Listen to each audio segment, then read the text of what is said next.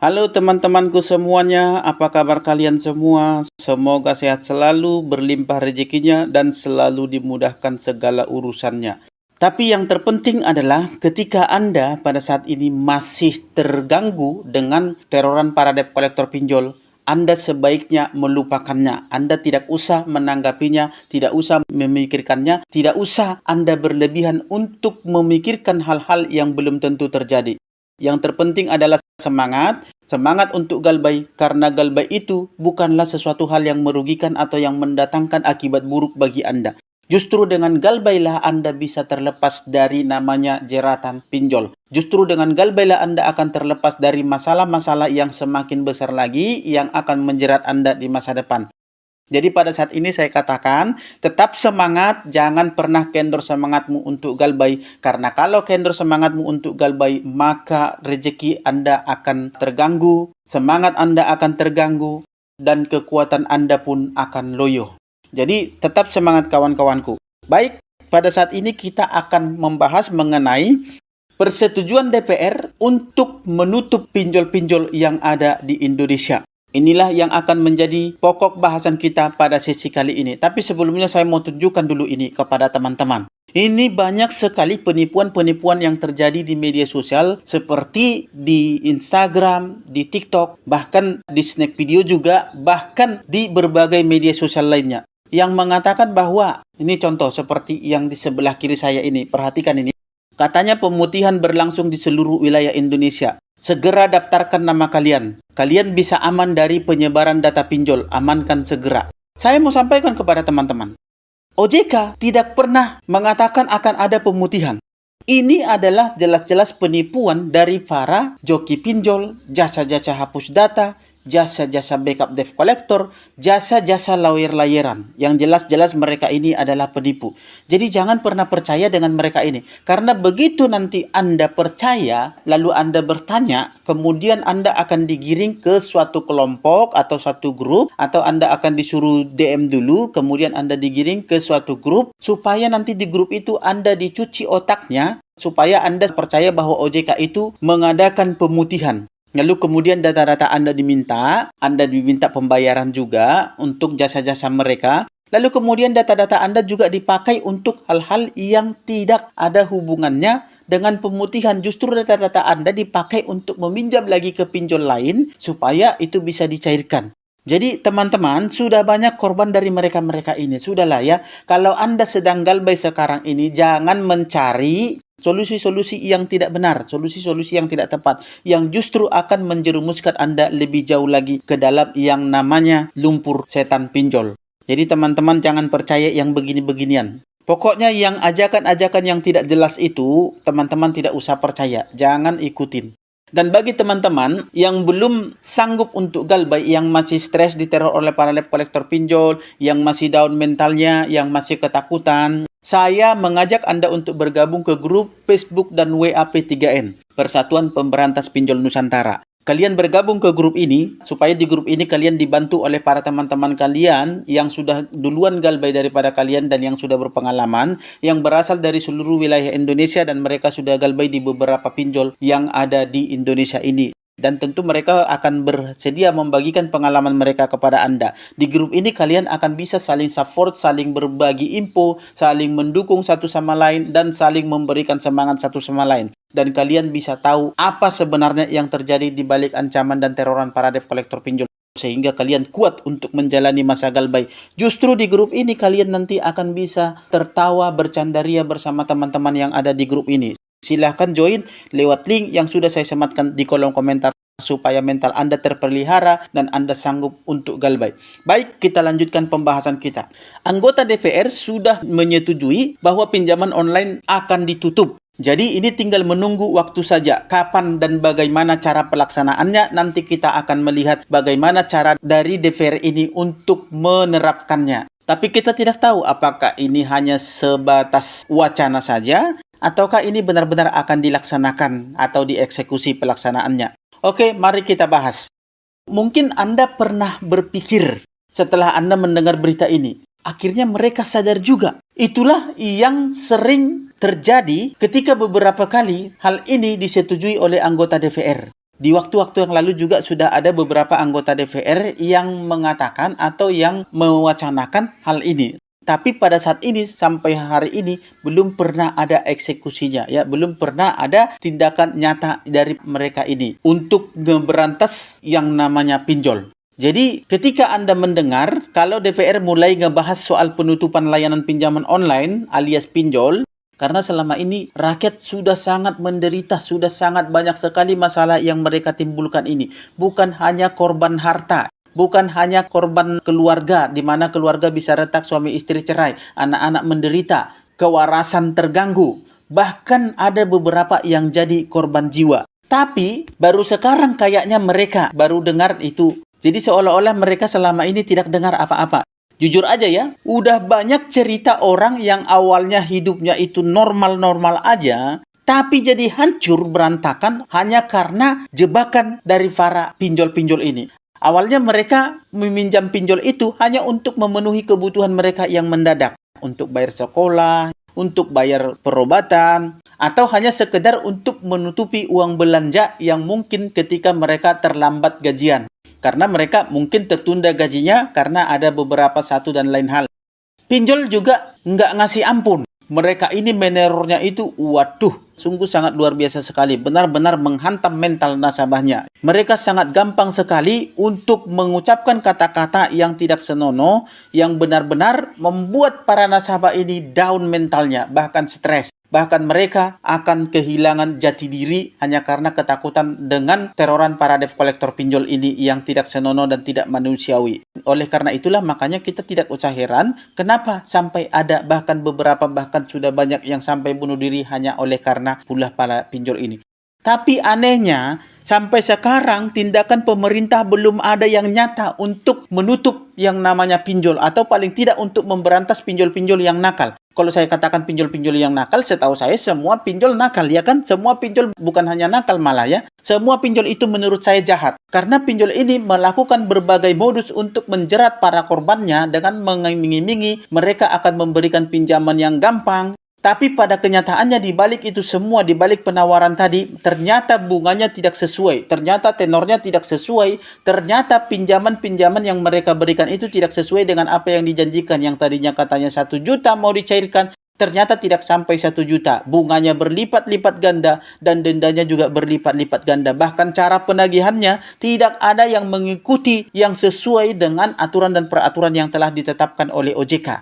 Jadi semua peraturan mereka langgar. Jadi sebenarnya apa tujuan para pinjol ini di Indonesia? Nah, itu yang menjadi pertanyaan harusnya bagi para pejabat negara ini, terutama para anggota DPR ini. Mereka ini sangat masif sekali untuk meneror para nasabah. Bahkan menurunkan para debt collector mereka ke lapangan.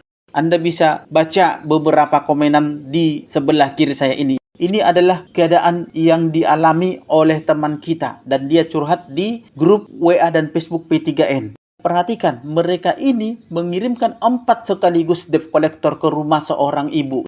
Ibu ini sudah benar-benar ketakutan. Mereka tetap kawal ibu ini. 2 orang di luar dan 2 orang di dalam rumah. 4 orang, bayangkan menghadapi 1 ibu. Mereka paksa ibu ini untuk membayar hutang pada saat itu juga. Bahkan disuruh untuk mencari pinjaman pada malam itu juga.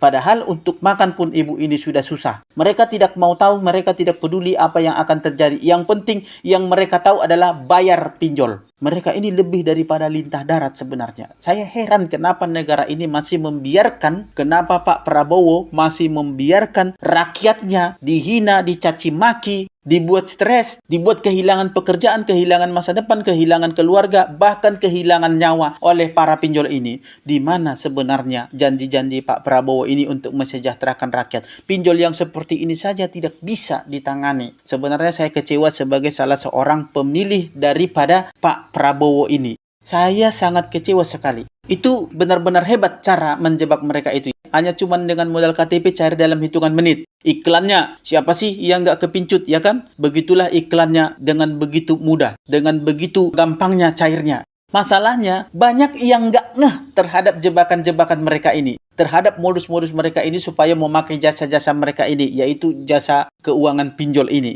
Di balik kemudahan itu, ada saja jebakan bunga yang sangat mencekik seperti yang saya katakan tadi. Bayangkan aja, kalau seumpamanya Anda meminjam 4 juta, Katanya cicilannya itu ringan banget, cuman 1 juta dalam sebulannya. Tapi pas dihitung-hitung, total bayarnya itu bisa sampai 11 juta bahkan 12 juta lebih. Dan itu kalau nggak telat bayar ya. Kalau sampai nunggak, ya siap-siap digedor-gedor terus-menerus, diteror terus-menerus, didatangi terus-menerus seperti ibu tadi yang sudah saya tunjukkan cetannya yang dibagikan di grup. Ketika Anda nunggak, maka mereka akan telepon terus-menerus bahkan diancam-ancam juga. Meskipun katanya itu pinjol legal. Ternyata yang lebih parah sekarang ini adalah pinjol yang legal daripada yang ilegal. Jauh lebih parah sekarang pinjol yang legal ini. Karena mereka ada debt collector lapangannya juga. Dan dengan debt collector lapangan inilah mereka menakut-nakuti nasabah, mengancam-ancam nasabah. Bahkan mereka mengirimkan preman seperti yang saya tunjukkan tadi kepada Anda. Itu preman itu yang berempat itu ya. Kalau bukan preman mereka tidak akan melakukan cara-cara seperti itu. Mereka ribut-ribut, mereka mengancam nasabah, memaksa nasabah, mengintimidasi nasabah. Bahkan nasabah ini dikawal dengan begitu ketat. 2 orang di luar, 2 orang masuk ke dalam. Bayangkan seperti perlakuan oleh penjahat. Jadi di awal-awalnya Anda cuma meminjam sekali, terus belum bisa membayar. Akhirnya Anda pinjol lagi ke pinjol lain untuk menutupi yang lama. Istilahnya gali lubang tutup lubang lah. Tahu-tahu dalam beberapa bulan ke depannya Anda sudah bertumpuk hutangnya. Mungkin dari 3 aplikasi sampai 9 aplikasi bahkan lebih. Itu aplikasi yang berbeda. Pada saat Anda menunggak dan Anda pinjol lagi ke pinjol-pinjol lain, saat itu ekonomi Anda langsung kolaps. Anda langsung bangkrut. Bahkan ada yang sampai harus jual-jual asetnya. Seperti motor, mobil, bahkan ada yang rumah tangganya itu benar-benar bubar hanya karena stres memikirkan hutang ini. Akhirnya mereka berantem satu sama lain, suami istri, akhirnya mereka bubar. Tapi ini bukan cerita fiksi, teman-teman. Ini bukan cerita dongeng. Ini realita yang sedang terjadi di masyarakat kita sekarang ini. Makanya waktu ada berita, katanya anggota DPR mulai buka suara soal bahaya pinjol, ada rasa campur aduk di dalam benak saya sebenarnya. Mungkin di teman-teman juga seperti itu ya. Di satu sisi, kita senang mendengarkan akhirnya ada respon dari anggota DPR. Tapi di sisi lain, muncul juga pertanyaan bahkan keraguan. Kenapa kok baru sekarang mereka nyadar? Kenapa nggak dari dulu? Korban sudah sangat banyak sekali. Benarkah mereka ini akan benar-benar mengeksekusi atau melaksanakan apa yang mereka telah setujui? Kok baru sekarang mulai bebas di Senayan untuk mengungkapkan hal ini?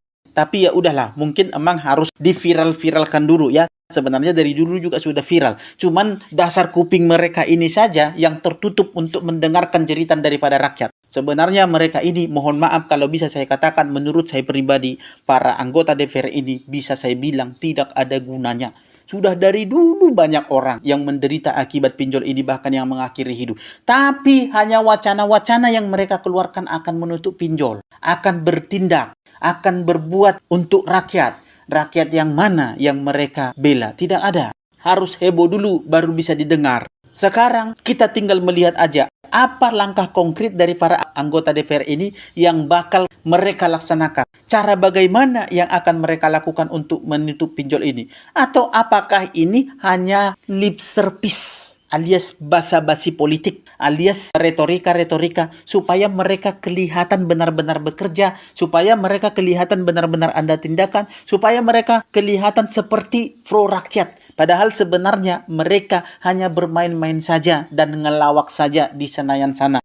Soalnya kita tahu, kadang isu-isu yang begini ini bisa jadi headline sebentar, bisa jadi berita di mana-mana dalam waktu sekejap. Tapi setelah itu hilang lagi, ditimpa dengan berita lain. Nah, begitulah terus dari dulu sampai sekarang. Bahkan mungkin sekarang ini akan begitu juga. Tapi saya berharap kali ini benar-benar terjadi. Keputusan ini benar-benar diambil dan dilaksanakan para pemerintah terkait. Menurut saya sih kita sebagai warga biasa, sebagai rakyat sipil, jangan cuma menunggu aja. Kalau kamu pernah jadi korban dari para pinjol ini atau ngalamin karena jebakan pinjol-pinjol ini, kamu bisa ngomong ya. Kamu bisa menyampaikannya sekarang. Kamu bisa buat cerita. Kamu laporkan ke OJK. Jangan didiamkan saja.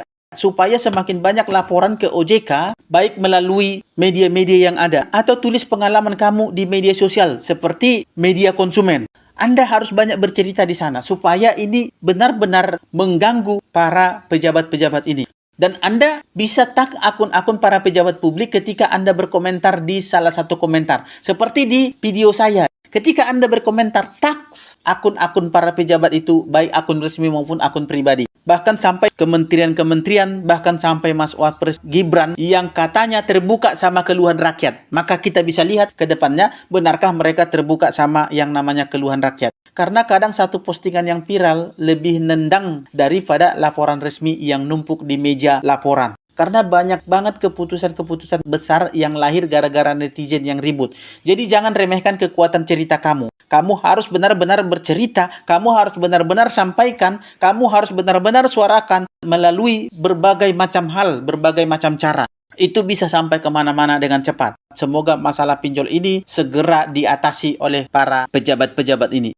Ingat, gerakan kecil di media sosial itu bisa jadi hal yang besar. Kalau Anda peduli, Anda sampaikan cerita Anda baik di media sosial maupun langsung ke media-media resmi pemerintahan. Jangan cuma ngeluh doang, jangan cuma bisa nangis di pojokan. Jangan cuma bisa stres sendiri. Lebih bagus Anda tuangkan pikiran Anda, keluh kesah Anda, kemarahan Anda di sana supaya dilihat oleh orang banyak dan itu nanti sampai kepada pemerintah dan instansi-instansi terkait. Ceritakan pengalaman kamu supaya itu juga bisa membantu teman-teman yang mungkin akan jadi korban daripada pinjol ini, supaya kita bisa tutup pinjol ini segera dari negara ini. Di negara lain, pinjol-pinjol ini sudah ditutup. Hanya di Indonesia ini yang berlaku. Karena kita masih kurang kompak, saya lihat belakangan ini ya. Memang kita kurang kompak. Kita hanya bisa mengeluh di grup, mengeluh di komen-komenan. Kalau bisa, buat cerita sebanyak mungkin. Sampaikan keluhan-keluhan Anda atau kekesalan Anda, bahkan kegeraman Anda di media-media sosial. Bantu teman-teman kita yang kena jebakan para pinjol ini. Kalian sekarang harus bersuara untuk masa depan anak-anak kita supaya tidak terjebak lagi nanti. Untuk saudara-saudara kita supaya tidak terjebak. Untuk orang-orang yang kita cintai. Dan untuk seluruh rakyat Indonesia. Jadi silahkan bersuara di media-media sosial supaya kita didengarkan. Baik, sampai di sini materi kita kali ini. Kita berharap mudah-mudahan benar-benar anggota DPR ini bertindak sesuai dengan yang mereka wacanakan. Sampai ketemu di sesi-sesi berikutnya. Semoga bermanfaat dan akhir kata saya ucapkan salam sahabat.